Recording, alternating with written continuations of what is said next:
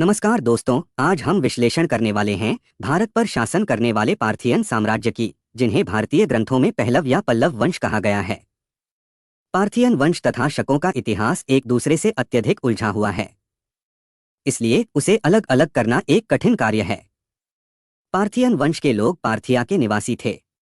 Parthia Bactria के पश्चिम की ओर Caspian सागर के दक्षिण पूर्व में स्थित सेल्यूकसी साम्राज्य का सीमावर्ती प्रांत था। पार्थियन वंश को भारत में पहलव तथा वंश के नाम से भी जाना जाता है। तृतीय शताब्दी ईसा पूर्व के मध्य बैक्ट्रिया के साथ ही पार्थिया के यवन क्षत्रप ने भी अपनी स्वतंत्रता घोषित कर दी, परंतु शीघ्र ही पूर्व की ओर से आने वाले कुछ व्यक्तियों ने यवन शासक की हत्या कर दी तथा उन्होंने जिस साम्राज्य की नींव डाली वह पार्थियन वंश या पहलव वंश के नाम से विख्यात हुआ। पार्थियन साम्राज्य का वास्तविक संस्थापक मिथ्रेडेटस प्रथम था। इसका शासनकाल 171 ईसा पूर्व से 130 ईसा पूर्व तक माना जाता है। इसने जेड्रोसिया, हेरात तथा सीस्तान की विजय की थी। उसके बाद फ्रात द्वितीय तथा आर्तवान राजा हुए, जो शकों के विरुद्ध युद्ध में मारे गए। मिथ्रेडेटस द्वितीय इस वंश का प्रतापी राजा था। उसने शकों को परास्त किया तथा सीस्तान और कांधार पर अधिकार कर लिया। इस वंश के अन्य शासकों में वोनोनीज, शपेलेरस तथा गोंडोफर्नीस का नाम मिलता है। गोंडोफर्नीस पार्थियन वंश का सर्वाधिक शक्तिशाली शासक था। उसके शासनकाल का एक अभिलेख तख्तेवाही पेशावर जिले में प्राप्त हुआ है, जिस पर 103 की तिथि दी गई है। यदि इसे विक्रम संवत की तिथि स्वीकार किया जाए तो ऐसा निष्कर्ष निकलता है कि वह 103-57 बराबर 46 अर्थात 46 ईस्वी में राज्य कर रहा था। यह तिथि उसके राज्यकाल के 26वें वर्ष की है, इसलिए उसने 46-26 अर्थात 20 ईस्वी में शासन कार्य प्रारंभ किया था।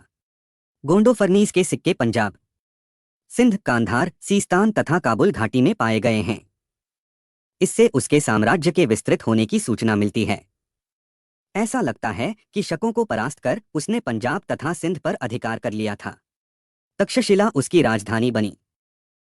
अस्पवर्मन, जो पहले शक नरेश एजेस द्वितीय की अधीनता में क्षत्रप था, अब गोंडोफर्नीस की अधीनता स्वीकार करने लगा। ईसाई अनुश्रुति में उसे संपूर्ण भारत का राजा कहा गया है, जिसके शासनकाल में भारत में ईसाई धर्म का प्रथम प्रचारक सेंट टॉमस भारत आया था और प्रचार प्रसार के दौरान जिसकी हत्या तमिलनाडु में कर दी गई थी।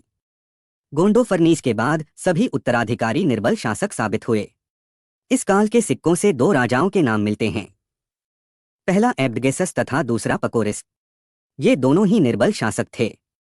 सातवाहन नरेश गौतमीपुत्र शातकर्णी को नासिक गुहालेख में किसी पहलव राजा को उखाड़ फेंकने का श्रेय दिया गया है। महाक्षत्रप रुद्रदामन की अधीनता में सुविशाख नामक पहलव सुराष्ट्र में शासन करता था। इसके बाद कुषाणों ने भारत पर आक्रमण किया। कुषाणों ने पार्थियनों को परास्त कर यहाँ अपना शासन कायम कर लिया, परंतु ऐसा लगता है कि पश्चिमी भारत में द्वितीय शताब्दी ईस्वी तक पल्लवों की सत्ता किसी न किसी रूप से बनी रही। इनके शासन का दमन कर कुषाण साम्राज्य ने भारत पर शासन किया, जिसकी चर्चा हम अपने अगले वीडियो में करेंगे। पहलव वंश के संबंध में हमारा यह प्रयास आपको पसंद आया हो तो वीडियो को लाइक करें, शेयर करें और चैनल को सब्सक्राइब करना मत भूलें। धन्यवाद।